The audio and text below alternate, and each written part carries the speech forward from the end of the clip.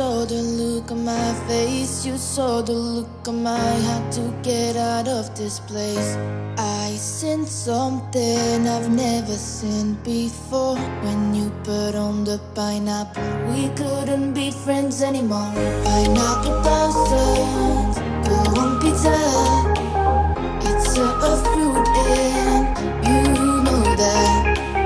Pineapple doesn't go on pizza. They just don't belong.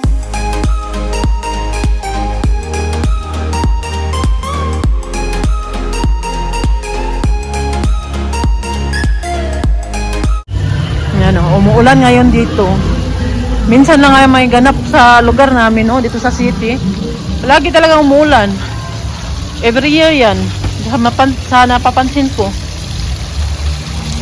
Punta kami doon ni Fiona sa Merchant Ice. Doon ang paborito niyang kinakain niyang waffle.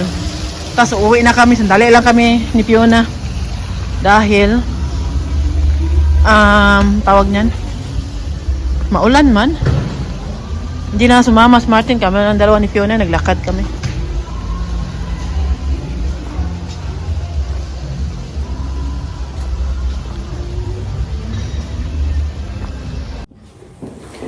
Uuwi na pala kami ni Fiona. Umihi lang muna ako sandali. Wala. Ano ba yan? Hindi na masarado.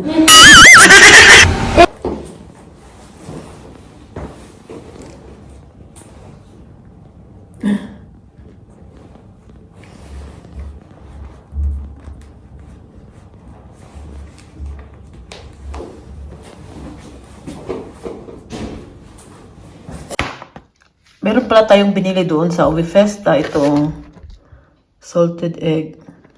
Ito talaga ay gawang bahay. Ang nagawa po nito ay si Ivy, yung kakilala namin. Ano na siya, siguro 3 years na namin siya nakilala noong nag-attend kami noong sumayaw kami sa Likhat Latik, kasama ang Team Bellman eh. Binigyan niya kami noon ng maraming kakanin dahil nga hindi naubos ba lahat doon. Ang bait-bait po niya. Tapos ngayon po, nakita kami doon nung Sabado sa Vifesta kasi nagtinda siya doon din. Yung tinda niya ay yun ang unang naubos doon. Grabe, pinagpilahan po talaga. Masarap po magluto si Ivy. Hindi lang po ganito yung mga ginagawa niyo. Meron din siyang mga kakanin, meron din mga ulam. Kung gusto po ninyo mag-order po sa taga-Germany, ilalagay ko na lang po sa comment. Ilalagay ko na lang po yung link sa baba. At makita po ninyo doon sa Facebook niya. Message nyo lang po siya. Ito Wow, meron siyang ubi. Try po natin to. Ang sarap. Ginoo ko. Ang ganda pa ng pagkabalot niya, di ba? Ganyan yung pagkabalot niya ba? Wow. Nagluto po ako ngayon ng manok. Para naman may gulay na kainin yung asawa ko mamaya. Meron to siyang carrots at saka celery ito. Ito siya. Celery. Ay, init. Matagal pa yan kasi mahina lang yung natin. Mga 1 hour pa to. Maaga ko talaga siyang ginawa para matama talaga. Hindi siya hindi madalian yung pagkaluto ba kasi masunog tong mga gulay natin dito. Mga lata, masyadong mga gulay. Ayan. Pakita ko sa inyo po ulit mamaya pag tapos na. Tuin muna natin. Tingnan po ninyo yung buhok ni Fiona. Parang parang kinulot. Pero ganyan talaga yung buhok niya. Madam Fiona, dala ng payong. Ang request ni Martin ngayon, ito yung gusto niyang kainin. Munggo na naman. Munggo. Pero wala siyang karne ngayon dahil kalimutan kong bumili. Meron akong karne dito, pero baboy. Martin hindi kasi kumakain niya ng baboy. Kaya hindi ko siya malagyan ng baboy. Sabi niya, okay lang dito, walang karne. Sarap naman daw. Pwede na niya kainin to. Tikman muna niya kung tama-tama ba yung timpla. Si Fiona, inayos muna niya yung sapatos niya. At kami ay pauwi na ng bahay. Palagi kami naglalakad ni Fiona ngayon. Kahit meron kami mga binibit-bit kasi minsan nag-grocery ako. Lakad, ano ba? Gusto ko talaga maglakad kasi yan lang yung exercise natin araw-araw. Ilang kilometro din ang malakad ko. Kasi pag sundo ko sa kanya, galakad ako. Pauwi naman, naglalakad kami. Ngayon, pumunta ako sa Rossmann dahil namili na ako ng mga kakailanganin ni Michelle. Kasi si Michelle, punta sila ng Netherlands ngayong Lunes. 1 week sila doon. Ikukwento ko na lang po sa inyo pag nasa bahay na ako kasi malubat na itong cellphone ko. Yay! Nanalo ang Germany. Sige, magpapusina pa kayo dyan. Gabi na.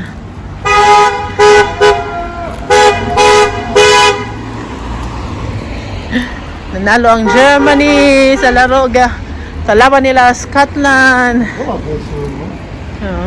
Si Martin, Scotland po siya ngayon, hindi po siya Germany. Si Martin, hindi na siya proud na isa siyang German. Kaya ngayon, ang kalaban ng Germany ay Scotland siya. Bakit? Masabi ko na Scotland siya. Pakita mo siya, drima mo siya, psych mo din na Scotland triko. Scotland! Aba natalo! Tawa ba ako kay Martin? Dito na po tayo sa bahay. Galing po ako, nagsundo kay Fiona ngayon. Aayusin ko na tong, binili ko dahil si Michelle pala. Pupunta sila ng Netherlands ngayong Lunes, diba? Sinabi ko na doon sa isang video natin. 1 week sila doon. Ang kasama niya, yung yung sa mga classmate niya, yung teacher niya, kasama din. At magstay sila doon ng isang linggo. Kaya diba sabi ko sa inyo, nagbayad kami ng 300 euro. Yung 300 euro pala, lang pala yun, sa hotel lang yun. Ngayon, akala ko kasama na yun sa pagkain. Kailangan pa namin siyang bigyan ng pocket money para pagkain, para gasto-gastos niya doon dahil araw-araw sila umaalis, pumupunta sila doon sa namamasyal ba. Yan ang gusto ko dito sa Germany po dahil yung mga bata, lalo na pag high school na sila, nagpupunta po sila sa ibang bansa. Hindi lang po Netherlands, kundi meron ding England, meron ding Scotland, yung kaibigan ni Michelle sa Scotland sila magpunta. Diba, nakakatuwa dahil bilang isang Pilipino dito sa Germany, pangarap din natin makapunta sa ibang bansa. Tapos sila, sa eskwelahan nila, ginagawa nila yan every year na pupunta sila sa ibang bansa. Si Philip naman, meron silang field trip, pero dito lang sa Germany, kasi pa si Philip grade 6 pa lang si Philip, kaya siguro pag grade 7 ata siya or 8 ata, doon ata mag-start yung nila, yung bakasyon nila na kasama ng ilang araw na wala sila dito sa bahay. Parang 7 ata, grade 7 o 8. Hindi ko sigurado kasi nakalimutan natin, matanda na bita, no? Tapos ngayon, yung anak ko merong lista na binigay doon sa teacher niya na bilhin namin kung ano yung dadalhin niya. Hindi naman kailangan bilhin, pero kung wala kami doon sa bahay, katulad ng shampoo, mga ganyan ba, yung mga kailangan niya pang araw-araw sa hygiene, tas yung mga damit niya. Ngayon naman, yung anak ko, gustong mamili ng bagong damit. Kahit marami namang damit, no, mambili pa ng bago. Sabi ko sa kanya, bibigyan kita ng pera, pero ang piliin mo yung mga naka-sale, hindi yung mga mamahalin, yung mga 20 euro. Bilhin mo talaga yung mura-mura. Sabi ko sa kanya, gayahin mo ako mamili. Hindi ako makasama dahil kasama man siya. Ayaw niyang kasama ako. Mama, sabi niya, kung pwede, wag ka na sumama. Itong anak kong dalaga, ayaw niya kasama ako mag-shopping ba dahil maingay daw ako, malakas na yung boses ko. Kung normal lang naman sa mga Bisaya, yung mga, yung mga boses natin ba, parang galit palagi. Sabi ko sa kanya, sabi niya, wag na daw ako sumama, siya na lang, bigyan na lang daw siya ng pera. Sabi ko sa kanya, maya, pag uwi mo, magtingin tayo sa cabinet mo, tas mamili tayo ng mga damit na dadalhin mo na tas wag ka nang bumili ng mga pantalon dahil ang dami mong pantalon. Ang pantalon, mas mahal ba yung pantalon kaysa sa mga, mga t-shirt o mga blouse lang, di ba? Ito kasi si Michelle, hindi yan siya mahilig talaga mamili din palagi. Pinsan lang yan siya magsha-shopping sa sarili niya. Parang wala siyang minsan gana. Minsan natutuwa kami pag lumalabas yan siya kasama yung mga kaibigan niya. Hindi kasi ito mahilig magkalagala tong anak ko. Kung gumagala naman, minsan lang. Sa isang buwan, minsan wala. Tapos pasok lang bahay. Ganyan yung kami natutuwa din kami dahil hindi siya barkadista ba, hindi nag-iinom kasi may mga katulad din sa kanya dito na may mga katulad niyang edad niya nagsa-start na magsigarilyo, mag-inom.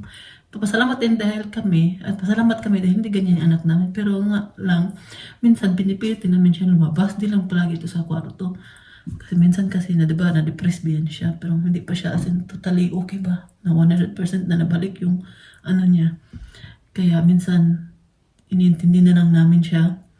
Siyempre, masaya ako dahil hindi naranasan ng mga anak ko yung naranasan kong hirap sa buhay noon. Hindi nila naranasan na kumain na walang ulam, hindi nila naranasan na sa isang araw walang makain dahil walang pera yung mama at papa. Ganyan ba? Masaya ako dahil hindi naranasan ng mga anak ko. Tapos na bibigay din namin yung mga gusto nila minsan. Hindi naman lahat na gusto nila bigay, no? Yung kaya lang ba, yung mga laruan ng mga maliit pa sila. Nako, grabe, spoiled yan si Michelle nung siya pala yung anak namin ba. Grabe kay Uma at kay Martin, spoiled yan siya. Tapos ngayon po, nung magpunta nga sila ng Holland, mamili siya, tapos magbigay pa kami ng pocket money sa kanya. Ang problema naman ngayon, yung malita ko, di ba may malita ko na maliit, nasa Pilipinas, di pa yung dala ni Raquela. Ngayon, wala siyang malita na magamit. Meron kaming malita dito, ang laki naman. Pang pamilya naman yun. Tapos ayun yung dalhin kasi malaki. 1 week lang naman sila doon. Kaya sabi ko kay Martin, magbili na lang kami bukas. Gastos na naman, di ba? Kaya malaki yung gastos namin ngayon kay Michelle sa eskwelahan nila. Ganyan. Pero okay lang din dahil natutuwa din naman kami na yung anak namin hindi masakitin ba na ayaw nang lumabas, gusto na lang sa bahay, di ba? Yun ngayon, kahit ganyan siya minsan dito sa bahay, ano siya, may pagkakataon din naman na lumalabas siya ng bahay. Hindi nga lang palagi, pero okay lang din. Pero minsan, pinipilit ko talaga siyang lumabas dahil para mo naman mainitan, makalanghap ng paniskong hangin ba? Kasi diba kahit lumalakad kami, umaalis kami, ayaw na niya talagang sumama. Hindi talaga yan sumasama sa amin. Kahit ngayon nga magbakasyon kami ngayong taon na to, nagdalawang isip yan siya sasama sa amin. Ayaw niya. Ayaw niya sumama. Hindi kasi mapilit eh. Pagpilitin mo kasi maano ka lang, ma-visit ka lang dahil walang gana. Hindi naman namin siya pwede iwan doon sa hotel. Kung maglakad, araw-araw kami umalis kung magbakasyon kami, araw-araw kami umaalis. Hindi lang naman kami buong araw nasa hotel lang nakahiga, tulog, di ba? Lumalabas kami, ayaw sa mama, ayaw naman namin siya iwan doon. Kahit okay naman yung edad niya. Pero kahit na, iba pa rin talaga yung nanay na mag-alala ka ba? Iba yung bilang isang ina. Hindi mawala sa isip ko, kumusta na kayong anak ko doon, okay lang kaya siya, kahit malaki, dalaga na yan. Pero iba talaga yung nanay na mag-alala, no? Hindi ako sanay yung mga anak ko, wala dito sa bahay. Umaalis lang po yan sila ng ilang araw ito sa bahay pag mayroon silang field trip sa eskwelahan o minsan nag-overnight sila sa kaibigan nila, lalo na yung elementary sila, uso na yung mga overnight sa classmate niya. Kaya nag-alala ako ba. Yan si Michelle nung grade 4 siya, nag-alis sila ng 3 days. Grabe, umiyak ako sa gabi. Sabi ni Martin, ano ka ba? Para namang hindi na babalik yung anak mo. Sabi ko, hindi kasi ako sanay na ibang tao nag-aalaga ng anak ko. Ako yun talaga yung kasama nila hanggang sulmaki sila kami ni Martin. Hindi ako sanay na ibang tao ba yung mga kasama nila.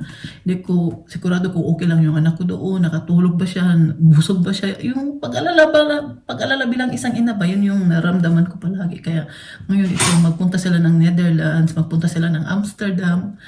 Tapos, siyempre natutuwa ako dahil ma-experience ng ganyan yung anak ko.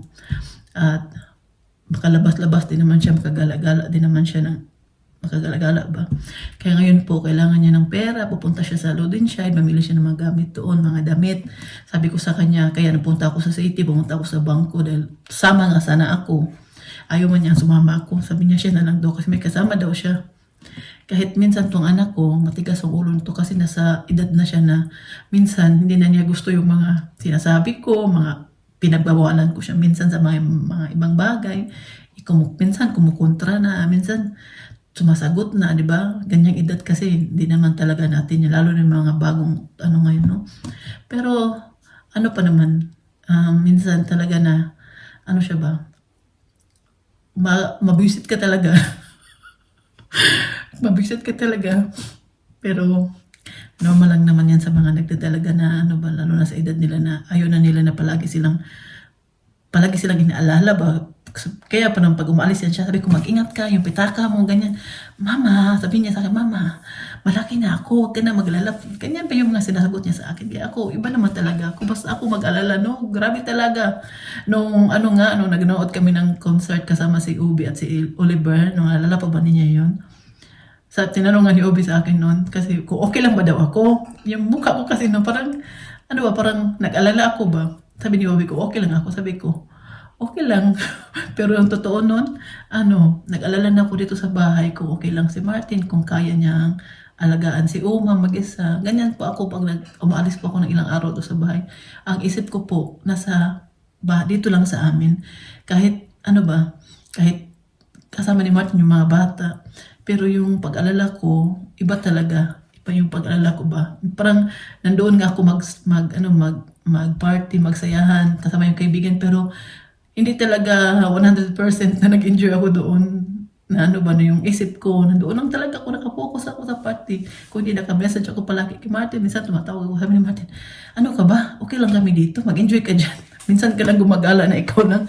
Inabihan ako ng Martin na ganyan, kaya lang, hindi talaga maiwasan na ganyan ako maglalay si Michelle kasi diba mag-16 na yan siya ngayong taon na to, 2 taon na lang, mag-18 na siya. Sinasabi kasi niya sa amin, pag mag-18 siya, gusto niya dito umalis sa bahay. Pag ganyang edad kasi hindi na napipigilan ng magulang yan dahil independent na sila sa ganyang edad ako naman, sabi ko, dito ka lang sa bahay, sabi niya, Mama, sabi niya, bakit daw, kung kaya naman daw niya magtrabaho na, ganyan, may pambayad na siya sa apartment niya, gusto niya umalis dito. Ako naman, mas gusto ko talaga yung mga anak ko nasa malapit lang sa akin ba, kung pwede dito lang sila sa bahay, hindi naman natin siya mapigilan pag nasa edad na 18 na dahil nga, independent na sila, lalo na dito sa Germany. Ganyan yung mga bata dito, pag 18 na sila, umaalis na sila sa poder ng mga magulang, kaya wala tayong magawa. May 2 taon pa naman. Yung bilis lang ng panahon, di ba? Kaya, ganyan yung natin, bili akong bagong Ito binilhan ko si Michelle ng bagong. Nabili din ako ng mga gamit sa aking paglilinis dito sa bahay. Dahil ang dami kong gagawin, ha? Sinasabi ko po sa inyo, ang dami ko pong trabaho ngayon. Hindi ako makakilos ng, sabay, hindi ako makapaglinis ng, lalo na pag mag-vacuum. Di sa Martin, natutulog.